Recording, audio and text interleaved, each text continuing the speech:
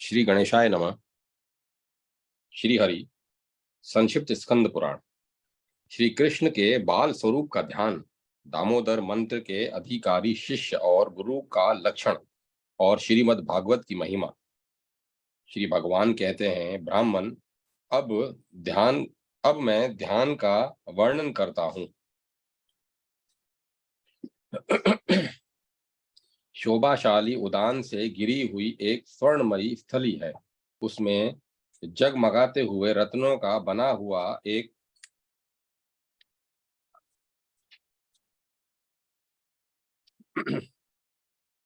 उसमें जगमगाते हुए रत्नों का बना हुआ एक प्रकाशमान मंडप है। उसके भीतर कल्प वृक्ष शोभा पा रहा है। उसके नीचे उदित रत्नमय सिंहासन है, जिसके ऊपर कमल का आसन है। उसके ऊपर बाल गोपाल श्याम सुंदर श्री कृष्ण विराजमान है। उनके श्री अंगों की कांति महानील मणि के समान श्याम है। उनकी अत्यंत बाल्यावस्था है। मुख के समीप तक चिकने काले घुंघराले बाल बिखरे हुए हैं। उनसे उनके मुग्ध मुखारविंद की ऐसी शोभा हो रही है, मानो खिले हुए कमल पर भंवरों के समूह छा रहे हों। उनके नेत्र कमल नील कमल के समान परम सुंदर हैं। फूल के समान खिले हुए गाल हिलते हुए कुंडलों से अतिशय सुशोभित हो रहे हैं। उनकी नुकीली नाक, लाल होंठ और मंद मुस्कान से सुशोभित मुख सभी सुंदर हैं। कंठ में अनेकानेक चमकते हुए आभूषण उनकी शोभा बढ़ा रहे हैं। वे विकसित कमल के समान भगनखा पहने हुए हैं। उनके नेत्र सुंदर हैं। गौओं की धूली पड़ने से उनका वक्ष स्थल सुसृत हो रहा है। उनके सभी अंग हष्ट पुष्ट हैं। स्वर्ण में अलंकारों से उनकी दीप्ति बढ़ रही है। मनोहर पिंडलियों और जांघों से सुशोभित कटी प्रदेश में करधनी बंधी हुई है, जिसकी शूद्र घटिकाओं से मधुर झनकार हो रही है। बंधु जीव पशु पुष्प के समान लाल लाल हथेली और लाल कमल के समान चरणों की उदार शोभा से वे सुशोभित हैं। वे मंद मंद हंस रहे हैं। उनके दाहिने हाथ में खीर है और बाएं हाथ में वे वे तुरंत का निकाला हुआ शुद्ध मक्खन लिए हुए हैं। गाय और गोपियां उन्हें घेर कर बैठी हैं। इंद्र आदि देवता भी उनके चरणों में मस्तक झुकाते हैं। शेषनाग और वज्र आदि से उपलक्षित उन देवादिदेव भगवान श्री कृष्ण का चिंतन करके भक्ति भाव से नम्र हो प्रातः काल उनकी पूजा करें और माखन मिश्री दही दूध एवं कमल आदि अर्पण करके उन्हें प्रसन्न करें। जो मनुष्य प्रतिदिन प्रातः काल आस्तिक भाव से युक्त होकर सदा इसी प्रकार भगवान श्री कृष्ण का पूजन करता है, वह शीघ्र ही इस लोक में समग्र लक्ष्मी को प्राप्त करता है और मनुष्य के और मृत्यु के पश्चात शुद्ध परम धाम में गमन करता है। उनका लोक मनोहर मंत्र पहले ही बतलाया गया है। उसका नाम है श्री दामोदर मंत्र। ओम दामोदराय नमः, ओम दामोदराय नमः, ओम दामोदराय नमः, श्री दामोदराय नमः, श्री दामोदराय नमः, श्री दामोदराय नमः। इस मंत्र के कौन कौन अधिकारी हैं, उनका वर्णन सुनो। इस मंत्र राज का उपदेश किसी अयोग्य व्यक्ति को नहीं देना चाहिए। यह शीघ्र सिद्धि प्रदान करने वाला एक रहस्य है, इसीलिए यत्न पूर्वक इसकी रक्षा करनी चाहिए। आलसी, मलिन, कलेशग्रस्त, दम्भी, मोहग्रस्त, मोहयुक्त, दरिद्र, रोगी, क्रोधी, रागी, भोग लोलुप, दोषदर्शी, ईर्ष्या रखने वाला, शठ, कटुवादी, अन्याय पूर्वक धन कमाने वाला, पर स्त्रियों में आसक्त रहने वाला, विद्वानों का वेरी, मूर्ख, अपने को पंडित मानने वाला, व्रत भ्रष्ट, जीविका के कलेश से युक्त, चुगलखोर, दुष्ट चित्त, बहु बहुभोजी, निर्दयतापूर्ण चेष्टा वाला, दुष्टों का नेता, कंजूस पापी, भयंकर आश्रितों को भय देने वाला, इस प्रकार के दुर्गुणों से युक्त शिष्य को इस मंत्र के उपदेश के लिए कभी नहीं ग्रहण करना चाहिए। यदि कोई ग्रहण करता है तो शिष्य का दोष प्राय गुरु में भी आ जाता है। मंत्री का दोष राजा में, स्त्री का दोष पति में और शिष्य का दोष गुरु में आता है, इसमें कोई संदेह नहीं। इसीलिए गुरु को चाहिए कि वह सदा शिष्य की परीक्षा लेकर ही उसे ग्रहण करे। जो मन, वाणी और शरीर से गुरु की सेवा में तत्पर रहने वाला हो, जिसमें चोरी की वृत्ति का सर्वदा सर्वथा अभाव हो, जो आस्तिक होने के साथ ही मोक्ष के लिए उद्योगशील हो, ब्रह्मचर्य का पालन करता हो, सदा दृढ़ता पूर्वक व्रत में स्थित रहता हो, जिसकी पाप में प्रवृत्ति न हो, जिसका चित्त प्रसन्न और अंतःकरण निर्मल हो, जिसमें शठता का अभाव हो, जो शुद्ध, परोपकारी और स्वार्थ कामनाओं से रहित हो, अपने तन, मन और धन से गुरु को संतुष्ट रखने वाला हो, आश्रित जनों को प्रसन्न रखने वाला और पवित्र हो, ऐसे ही शिष्य को मंत्र का उपदेश दे, अन्यथा नहीं।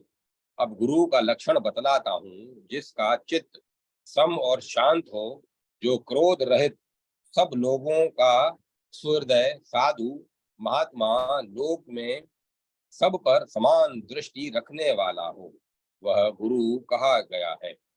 जो सदा मेरे व्रत को धारण करता है, वैष्णव गण जिसे सम्मान की दृष्टि से देखते हैं, जो मेरी कथा वार्ता में अनुरक्त और मेरे उत्सवों में संलग्न रहता है, जो दया सागर, पूर्ण काम, सर्वभूतोपकारी, सब ओर से निष्प्रह, सिद्ध, सर्व विद्या विशारद, समस्त संशयों का निवारण करने वाला और आलस्य रहित है, जो सब कालों का ज्ञाता है तथा सब पर अनुग्रह रखता है, ऐसा आदरणीय ब्राह्मण गुरु कहा गया है।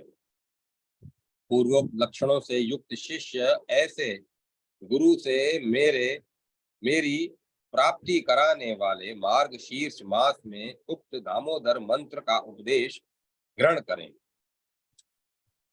विद्वान पुरुष को चाहिए कि वह वैष्णवों के व्रतों को स्वीकार करे। जो मुझे प्रिय लगने वाले परम उत्तम श्रीमद् भागवत पुराण का पाठ करता है, उसे प्रत्येक अक्षर पर कपिला गौ के दान का फल मिलता है।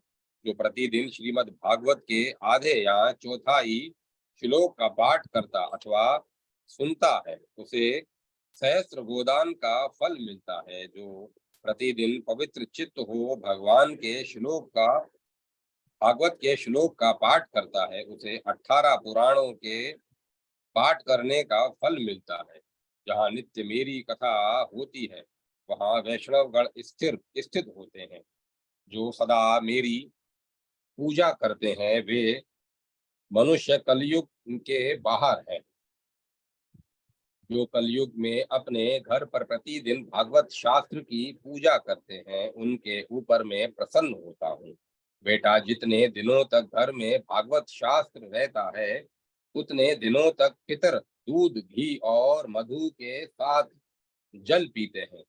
जो भक्ति पूर्वक वैष्णव विद्वान को भागवत शास्त्र देते हैं, वे मेरे लोक में निवास करते हैं। जो अपने घर पर सदा भागवत शास्त्र की पूजा करते हैं, उनके उस पूजन से सब देवता प्रलय काल तक के लिए तृप्त हो जाते हैं। सदा मेरी प्रसन्नता के लिए सबको वैष्णव शास्त्रों का संग्रह करना चाहिए। कलयुग में जहाँ जहाँ परम पवित्र भागवत शास्त्र रहता है, वहाँ वहाँ मैं संपूर्ण देवताओं के साथ सदैव निवास करता हूँ। वहीं संपूर्ण तीर्थ, नदी, नद, सरोवर, यज्ञ, सातों पुरी तथा संपूर्ण पवित्र पर्वत निवास करते हैं। धर्म बुद्धि पुरुष को पाप के नाश और मोक्ष की प्राप्ति के लिए सदा भागवत शास्त्र श्रवण श्रवण करना चाहिए। श्रीमद् भागवत परम पवित्र, आयु, आरोग्य तथा पुष्टि को देने वाला है। उनके पढ़ने और सुनने से मनुष्य सब पापों से मुक्त हो जाता है। जो परम उत्तम श्रीमद् भागवत को न तो सुनते हैं और न सुनकर प्रसन्न ही होते हैं, उन पर सदा यमराज का प्रभुत्व रहता है। वह यह सर्वथा सत्य बात है।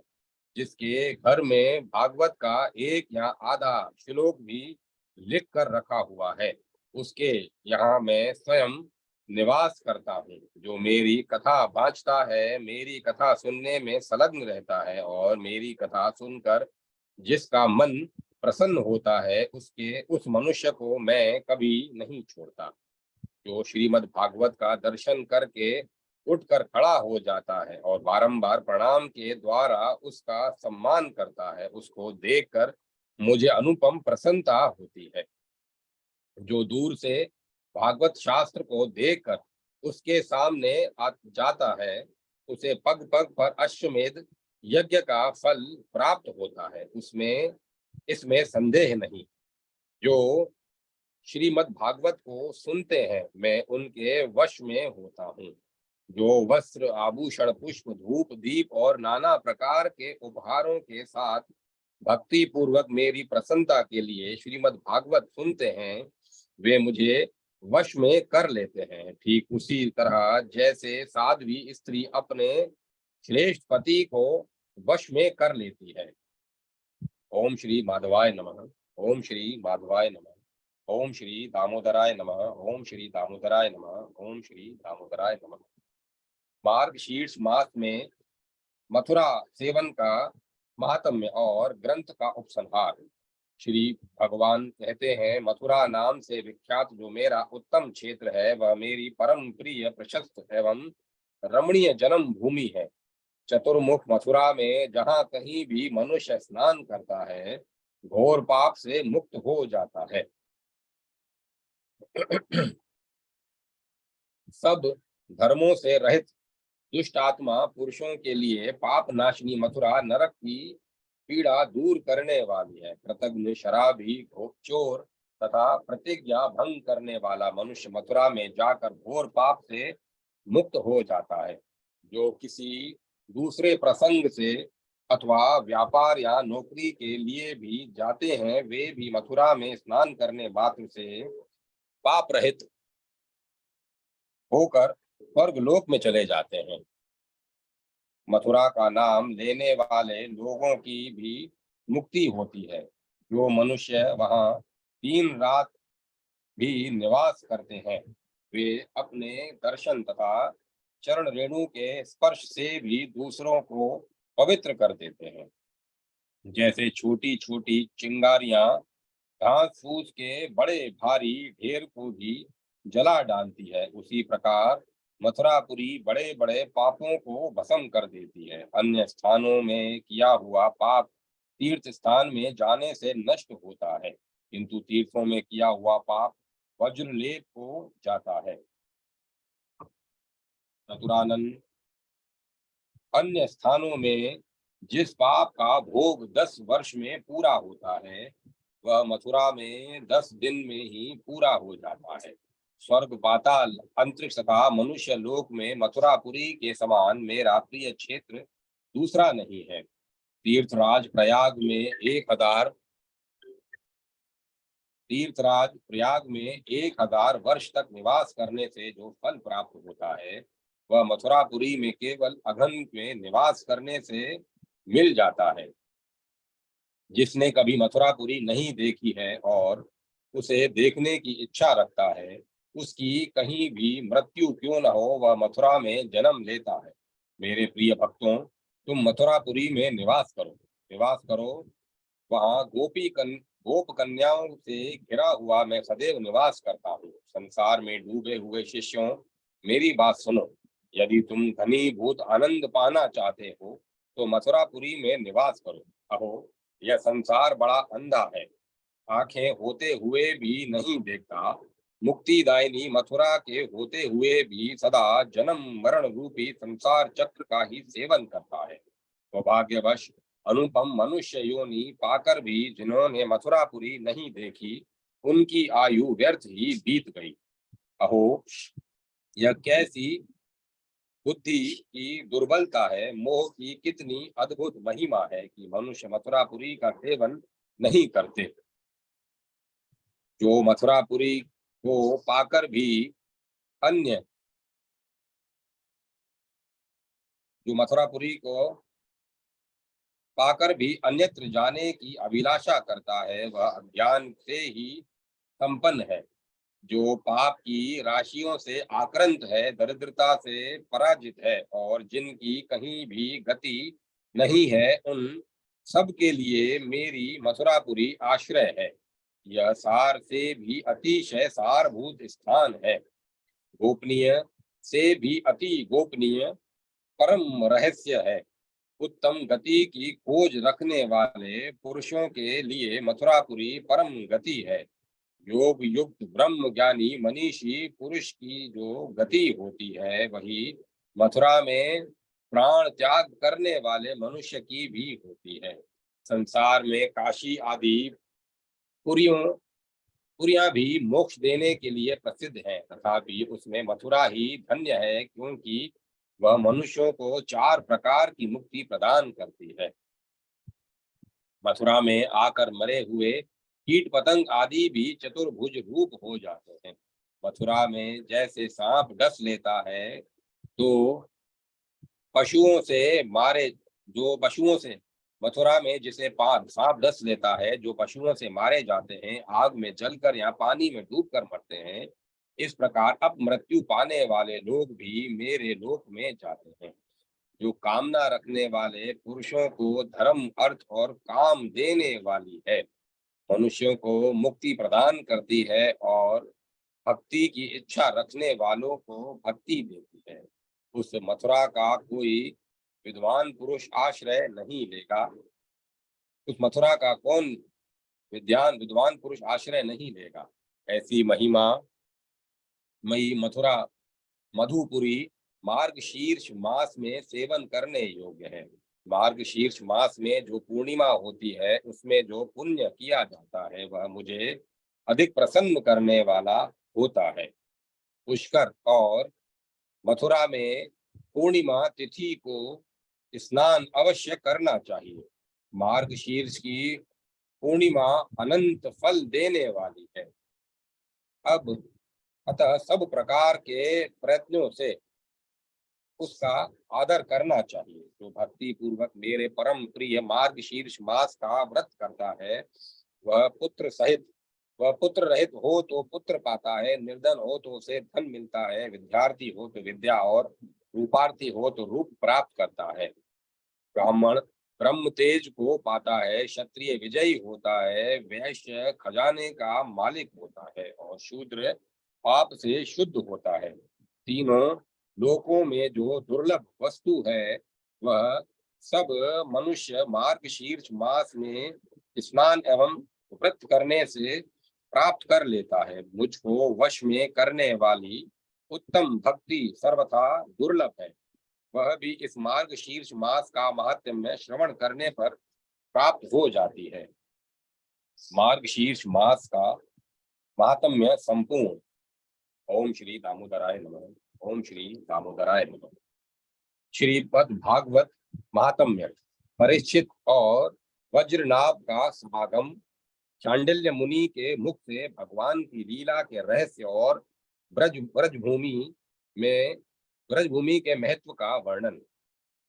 महर्षि व्यास कहते हैं, जिनका स्वरूप सच्चिदानंद घन है, जो अपने सौंदर्य और माधुर्य आदि गुणों से सबका मन अपनी ओर आकर्षित कर लेते हैं और सदा सर्वदा अनंत सुख की वर्षा करते रहते हैं, जिनकी ही शक्ति से इस विश्व की उत्पत्ति स्थिति और प्रलय होते हैं, उन भगवान श्री कृष्ण को हम भक्ति रस का आस्वादन करने के लिए नित्य निरंतर प्रणाम करते हैं।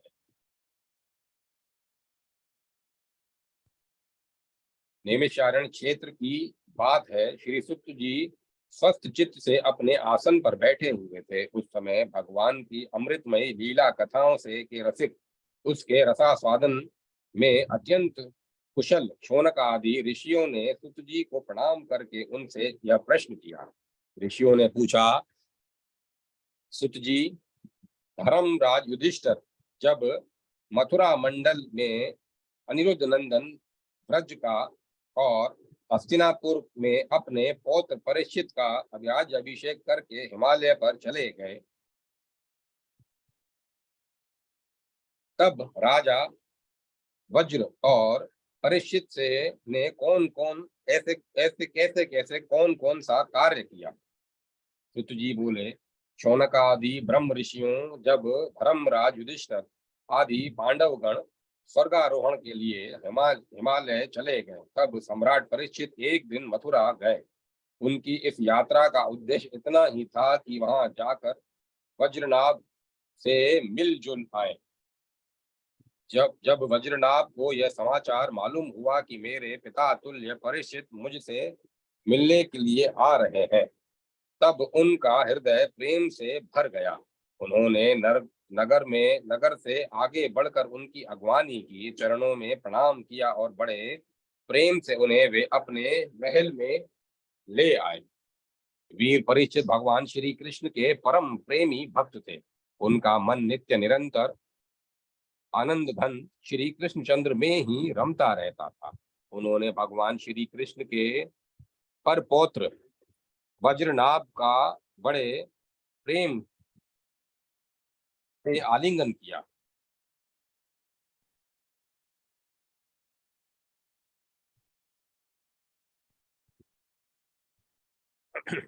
उसके बाद अंतःपुर में जाकर भगवान श्री कृष्ण की पत्नियों को नमस्कार किया। श्री कृष्ण पत्नियों ने भी सम्राट परीक्षित का अत्यंत सम्मान किया। वे जब आराम से बैठ गए, तब उन्होंने वज्रनाभ से यह बात कही। राजा परीक्षित ने कहा, तुम्हारे पिता और पितामहों ने मेरे पिता पितामहों को बड़े बड़े संकटों से बचाया है। मेरी रक्षा भी उन्होंने ही की है। वज्रनाभ बोले, महाराज, आप मुझसे जो कुछ कह रहे हैं वह सर्वथा आपके अनुरूप है। आपके पिता ने भी मुझे धनुर्वेद की शिक्षा देकर मेरा महान उपकार किया है, इसलिए मुझे किसी बात की तनिक भी चिंता नहीं है, क्योंकि उनकी कृपा से मैं क्षत्रियोचित शूरवीरता से भली भांति संपन्न हूँ। मुझे चिंता है तो केवल एक बात की। सचमुच यह बात बड़ी चिंता सचमुच यह वह बहुत बड़ी चिंता है। आप उसके संबंध में कुछ विचार कीजिए। वह चिंता यह है कि यद्यपि मैं मथुरा मंडल के राज्य पर अभिषिक्त हूँ, तथापि मैं यहाँ निर्जन वन में ही रहता हूँ। इस बात का मुझे कुछ भी पता नहीं है कि यहाँ की प्रजा कहाँ चली गई, क्योंकि राज्य का सुख तो तभी है जब प्रजा रहे। जब वज्रनाभ ने परीक्षित से यह बात कही, तब उन्होंने वज्रनाभ का संदेह मिटाने के लिए महर्षि शांडिल्य को बुलवाया। वे ही ये ही महर्षि शांडिल्य पहले नंद आदि गोपों के पुरोहित थे। परीक्षित का संदेश पाते ही महर्षि शांडिल्य वहां आ पहुंचे। वज्रनाभ ने विधि पूर्वक उनका स्वागत सत्कार किया और वे एक ऊंचे आसन पर विराजमान हुए एवं उनको सांत्वना देते हुए कहने लगे। शांडिल्य जी ने कहा, प्रिय परीक्षित और वज्रनाभ, मैं तुम लोगों से ब्रजभूमि का रहस्य बतलाता हूँ।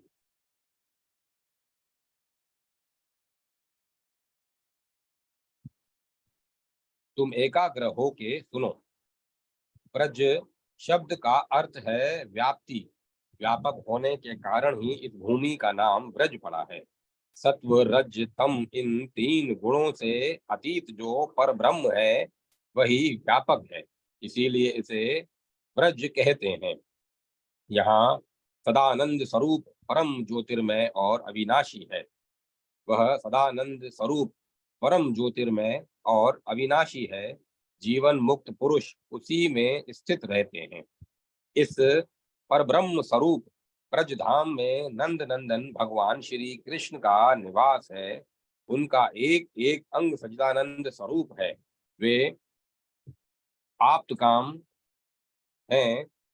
प्रेम रस में डूबे हुए रसिक जन ही उनका अनुभव करते हैं। काम शब्द का अर्थ है कामना, अभिलाषा। व्रज में भगवान श्री कृष्ण के वांछित पदार्थ हैं। गौवें, ग्वाल बाल, गोपियां और उनके साथ लीला विहार आदि, वे सब के सब यहाँ नित्य प्राप्त है। इसी से श्री कृष्ण को आप्त आप्त काम कहा गया है। भगवान श्री कृष्ण ही की यह रास लीला प्रकृति से परे है। वे जिस समय प्रकृति के साथ खेलने लगते हैं, उस समय दूसरे लोग भी उनकी लीला का अनुभव करते हैं। प्रकृति के साथ होने वाली लीला में ही रजोगुण, सतोगुण और तमोगुण के द्वारा सृष्टि, स्थिति और प्रलय की प्रतीति होती है। इस प्रकार यह निश्चय होता है कि भगवान की लीला दो प्रकार की है, एक वास्तविक और दूसरी व्यवहारिक की। वास्तविक वही लीला स्वयं स्वयं संवेद स्वयं संवेद है। उससे स्वयं भगवान और उनके रसिक भक्तजन ही जानते हैं। जीवों के सामने जो लीला होती है वह व्यवहारिक की लीला होती है। वास्तविकी वास्तविक लीला के बिना व्यवहारिकी लीला नहीं हो सकती, परंतु व्यवहारिकी लीला का वास्तविकी लीला के राज्य में कभी प्रवेश नहीं हो सकता। तुम दोनों भगवान की जिस लीला को देख रहे हो वह व्यवहारिकी लीला है। यह पृथ्वी और स्वर्ग आदि लोक इसी लीला के अंतर्गत है। इसी पृथ्वी पर यह मथुरा मंडल है। यही वह ब्रज भूमि है जिसमें भगवान की वह वास्तविक रहस्य लीला गुप्त रूप से सदा होती रहती है।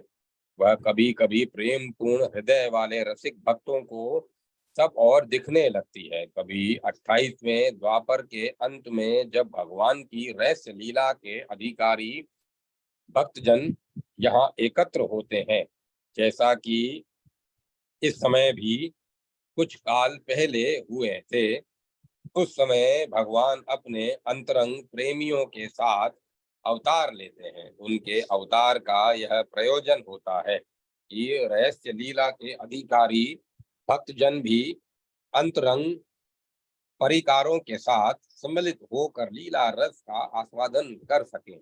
इस प्रकार जब भगवान अवतार ग्रहण करते हैं, उस समय भगवान के अभिमत प्रेमी देवता और ऋषि आदि भी सब और अवतार लेते हैं। अभी अभी जो अवतार हुआ है उसमें भगवान अपने सभी प्रेमियों की अभिलाषाएं पूर्ण करके जब अंतर्ध्यान हो चुके हैं अब अंतर्ध्यान हो चुके हैं, इससे यह निश्चय हुआ है कि यहाँ पहले 3 प्रकार के भक्तजन उपस्थित थे। ऐसा मानने में तनिक भी संदेह के लिए गुंजाइश नहीं है। इन तीनों में प्रथम तो उनकी श्रेणी है जो भगवान के नित्य अंतरंग पार्षद हैं, जिनका भगवान से कभी वियोग होता ही नहीं है। दूसरे वे हैं जो एकमात्र भगवान को पाने की इच्छा रखते हैं, उनकी अंतरंग लीला में अपना प्रवेश चाहते हैं।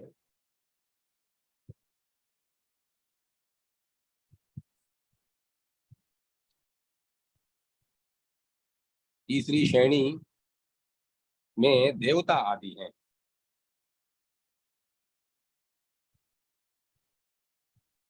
इनमें से जो देवता आदि के अंश से अवतीर्ण हुए थे, उन्हें भगवान ने ब्रजभूमि से हटाकर पहले ही द्वारका पहुंचा दिया था। फिर जब ब्राह्मणों के शाप से यदुवंश का संहार करने के लिए सांब के पेट से मूसल प्रकट हुआ और इस उस मूसल के चूरे से प्रभास क्षेत्र में एरका नाम की घास उत्पन्न हो गई। उस समय परस्पर कलह होने पर सभी यदुवंशी उन एरका एरकाओं से एक दूसरे को मारकर मर गए। इस प्रकार भगवान ने उस मूसल के मार्ग से यदु कुल के उत्पन्न हुए देवताओं को स्वर्ग में भेजकर पुनः अपने अपने अधिकार पर स्थापित कर दिया तथा जिन्हें एकमात्र भगवान को ही पाने की इच्छा थी उन्होंने प्रेमानंद स्वरूप बनाकर श्री कृष्ण ने सदा के लिए अपने नित्य अंतरंग पार्षदों में सम्मिलित कर दिया। जो नित्य पार्षद हैं वे यद्यपि वहां गुप्त रूप से होने वाली नित्य लीला में सदा ही रहते हैं, परंतु जो उनके दर्शन के अधिकारी नहीं है ऐसे पुरुषों के लिए वे भी अदृश्य हो गए हैं। जो लोग व्यवहारिक लीला में स्थित हैं वे नित्य लीला का दर्शन पाने के अधिकारी नहीं हैं। इसीलिए यहाँ आने वालों को सब और निर्जन वन सूना ही सूना दिखाई देता है, क्योंकि वे वास्तविक लीला में स्थित भक्त जनों को देख नहीं सकते। इसीलिए वज्रनाभ तुम्हें तनिक भी चिंता न करनी चाहिए। तुम मेरी आज्ञा से यहाँ बहुत से गांव बसाओ। इससे जिस इससे निश्चय की तुम्हारे मनोरथों की सिद्धि होगी। भगवान श्री कृष्ण ने जहाँ जैसी लीला की है उसके अनुसार उस स्थान का नाम रखकर तुम अनेकों गांव बसाओ और इस प्रकार परम उत्तम ब्रज भूमि का सम्यक प्रकार से सेवन करते हुए गोवर्धन, दीर्घपुर, भिंग, मथुरा, महावन, गोकुल, नंदीग्राम, नंदगांव और भ्रस्तानु बरसाना आदि में तुम्हें अपने लिए छावनी बनवानी चाहिए और उन स्थानों में रहकर भगवान की लीला के स्थल नदी, पर्वत, कंदरा, सरोवर और कुंड तथा कुंज वन आदि का सेवन करते रहना चाहिए। ऐसा करने से तुम्हारे राज्य में प्रजा बहुत ही संपन्न होगी और तुम भी अत्यंत प्रसन्न रहोगे। यह ब्रजभूमि सच्चिदानंदमयी है। इसके कण कण में भगवान श्री कृष्ण रम रहे हैं, अतः तुम्हें हर तरह से प्रयत्न पूर्वक इस भूमि का सेवन करना चाहिए। मैं आशीर्वाद देता हूँ, मेरी कृपा से भगवान की लीला की जितने भी स्थल हैं सब की तुम्हें ठीक ठीक पहचान हो जाएगी। वजुनाभ, एक और बड़े महत्व की बात बतलाता हूँ। इस ब्रज भूमि का सेवन करते रहने से तुम्हें किसी दिन उद्धव जी मिल जाएंगे। फिर तो अपनी माताओं सहित तुम उन्हीं से इस भूमि का तथा भगवान की लीला का रहस्य भी जान लोगे। मुनिवर शांडिल्य जी के उन दोनों मुनिवर शांडिल्य जी ने उन दोनों को इस प्रकार समझा बुझाकर भगवान श्री कृष्ण का स्मरण करते हुए अपने आश्रम पर चले गए। उनकी बातें सुनकर राजा परीक्षित और वज्रनाभ दोनों ही बहुत प्रसन्न हुए। ओम गोविंदाय नमः। ओम श्री माधवाय नमः। यमुना और श्री कृष्ण पत्नियों का संवाद। कीर्तनों उत्सव में उद्धव जी का प्रकट होना। सुत जी कहने लगे, महाराज परीक्षित को भगवान श्री कृष्ण ने ही जीवन दान दिया था, अतः वे उनके पौत्र वज्रनाभ के लिए क्या नहीं कर सकते थे। अखिल भूमंडल के सम्राट तो थे ही, उनकी आज्ञा कौन नहीं मानता। उन्होंने इंद्रप्रस्थ से हजारों बड़े बड़े सेठों को बुलवाकर उन्हें मथुरा में रहने की जगह दी। तब की इंद्रप्रस्थ, अब की दिल्ली। उनके अतिरिक्त मथुरा मंडल के ब्राह्मणों को, जो भगवान के बड़े ही प्रेमी थे, बुलवाया और उन्हें आदर के योग्य समझकर मथुरा नगरी में बसाया। इस प्रकार राजा परीक्षित की सहायता और महर्षि शांडिल्य की कृपा से वज्रनाभ ने क्रमशः उन सभी स्थानों की खोज की जहां भगवान श्री कृष्ण उनके प्रेमी गोप गोपियों के साथ नाना प्रकार की लीलाएं करते थे। लीला स्थानों का ठीक ठीक निश्चय हो जाने पर उन्होंने वहां वहां की लीला के अनुसार उस स्थान का नामकरण किया। भगवान के लीला विग्रहों की स्थापना की तथा उन उन स्थानों पर अनेकों गांव बसाए। स्थान स्थान पर भगवान के नाम से कुंड और कुएं खुदवाए, कुंज और बगीचे लगवाए, शिव आदि देवताओं की स्थापना की तथा गोविंद देव, हरिदेव आदि नामों से भगवत विग्रह स्थापित किए। इन सब शुभ कर्मों के द्वारा वज्रनाभ ने अपने राज्य के में सब और एकत्र श्री कृष्ण भक्ति का प्रसार प्रचार किया और ऐसा करके वे बड़े ही प्रसन्नता के साथ उन प्रजाजनों को भी बड़ा आनंद था उनके प्रजाजनों को भी बड़ा आनंद था। भगवान के मधुर नाम तथा लीलाओं के कीर्तन में संलग्न हो परमानंद के समुद्र में डूबे रहते थे और सदा ही वज्रनाभ के राज्य की प्रशंसा किया करते थे। एक दिन की बात है, भगवान श्री कृष्ण की 16,000 रानियां यमुना के तट पर स्नान के लिए गई। वे सभी निरंतर भगवान की विरह वेदना से व्याकुल रहती थी। यमुना जी भी भगवान की ही पत्नी थी। उन पर उन पर भगवान के वियोग का कुछ असर न था। श्री कृष्ण की पत्नियों ने देखा यमुना जी बहुत प्रसन्न हैं, उनके अंदर से आनंद की लहरें उठ रही हैं। सौत की यह प्रसन्नता देखकर भी रानियों के मन में डाह नहीं हुआ। वे सरल भाव से पूछ बैठी। श्री कृष्ण की रानियों ने कहा, बहन कालिंदी, जैसे हम सब श्री कृष्ण की धर्म पत्नी हैं, वैसे ही तुम भी तो हो। हम तो उनकी विरह अग्नि में जली जा रही हैं। उनके वियोग दुख से हमारा हृदय व्यथित हो रहा है, किंतु तुम्हारी यह स्थिति नहीं है। तुम प्रसन्न हो, इसका क्या कारण है? कल्याणी, कुछ बताओ तो सही। उनका प्रश्न सुनकर यमुना जी हंस पड़ी और साथ ही यह सोचकर कि मेरे प्रियतम की पत्नी होने के कारण ये भी मेरी ही बहनें हैं, पिघल पिघल गई। उनका हृदय दया से द्रवित हो उठा। अतः वे इस प्रकार कहने लगी। यमुना जी बोली, अपनी आत्मा में ही रमण करने के कारण भगवान श्री कृष्ण आत्मा राम है और उनकी आत्मा है श्री राधा जी। मैं दासी की भांति राधिका राधा जी की सेवा करती रहती हूँ। अवश्य ही उनकी सेवा का यह फल है कि मैं प्रसन्न हूँ। उनकी दासता के प्रभाव से भी विरह शोक मुझे छू भी नहीं सकता।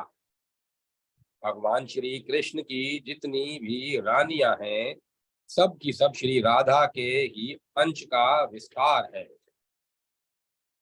भगवान श्री कृष्ण और राधा सदा एक दूसरे के सम्मुख हैं। उनका परस्पर नित्य संयोग है, इसीलिए राधा के स्वरूप में अंशतः विद्वान जो श्री कृष्ण की अन्य रानियां हैं, उनको भी भगवान का नित्य संयोग प्राप्त होता है। श्री कृष्ण ही राधा है और राधा ही श्री कृष्ण है।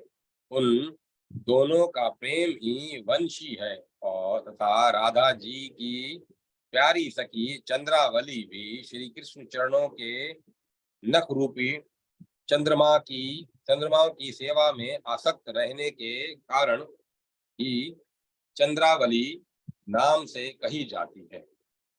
श्री राधा और श्री कृष्ण की सेवा में उसकी बड़ी लालसा, बड़ी लगन है। इसीलिए ये वह कोई दूसरा स्वरूप धारण नहीं करती।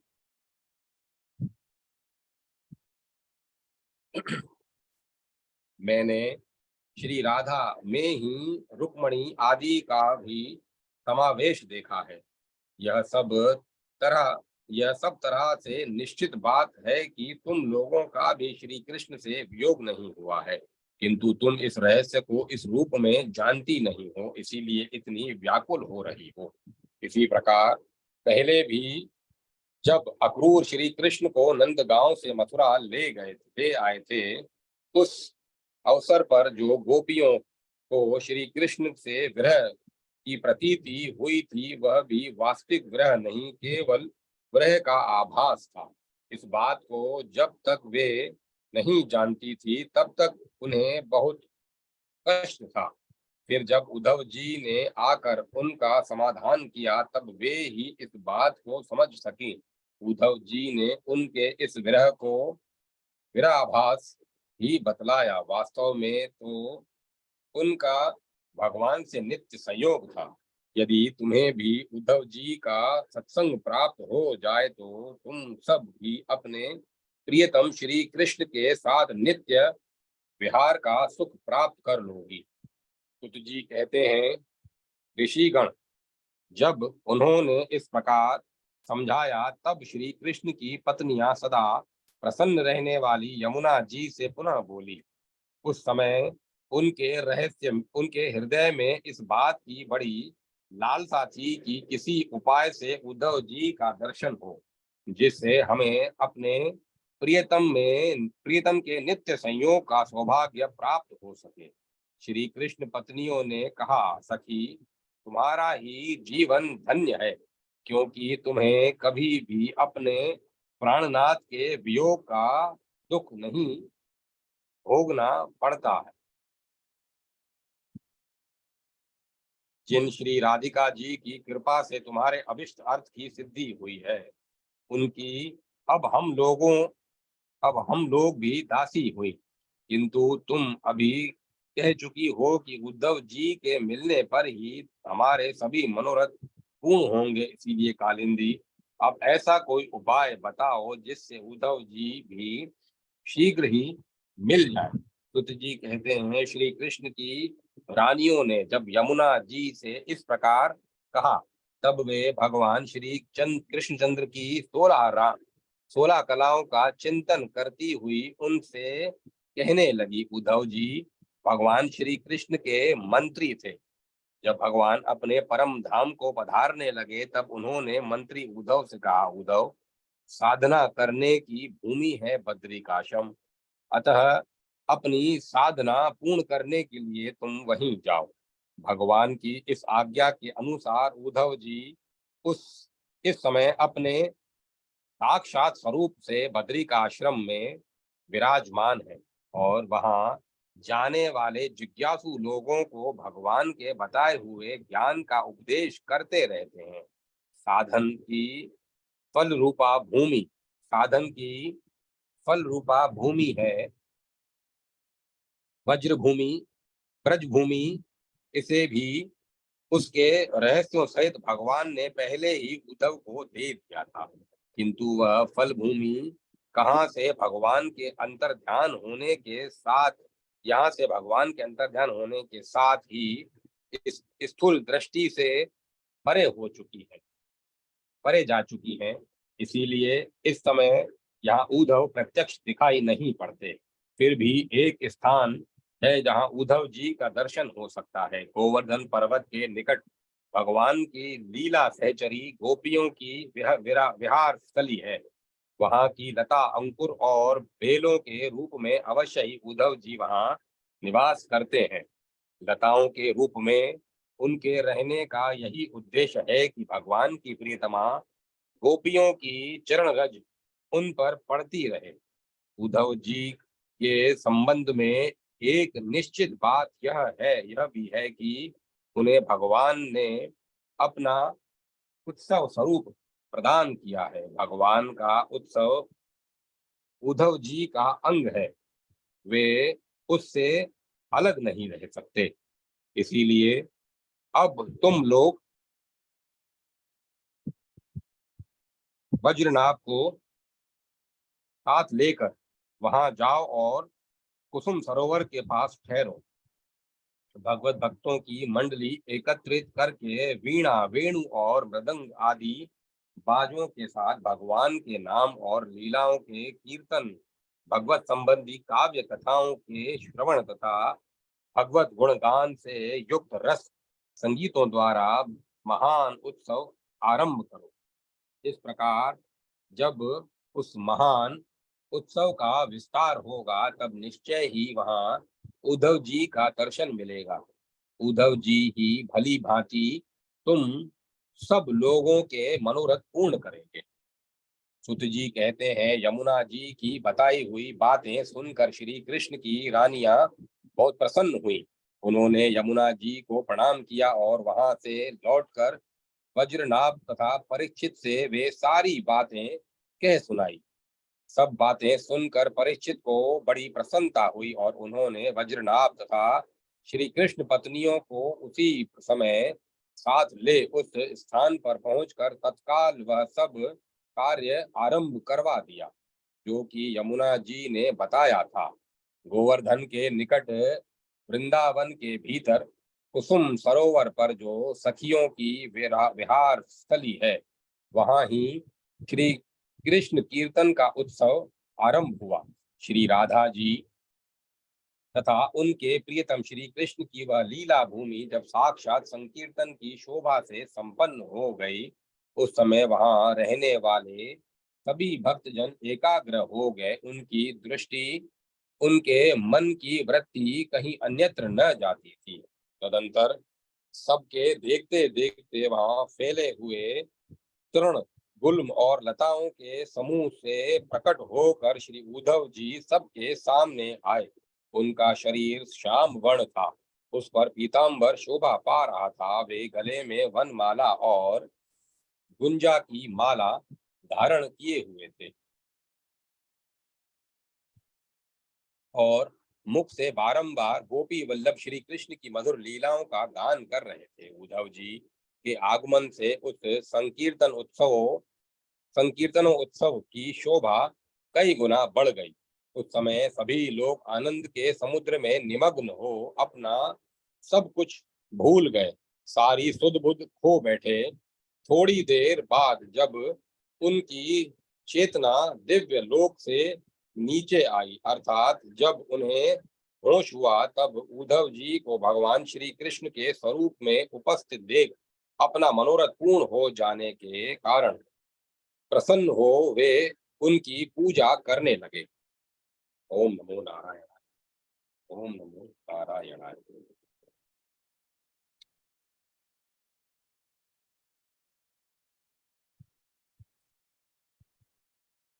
ओम तत्सत। ओम तत्सत। ओम तत्सत। अब कथा को विराम दिया जाता है।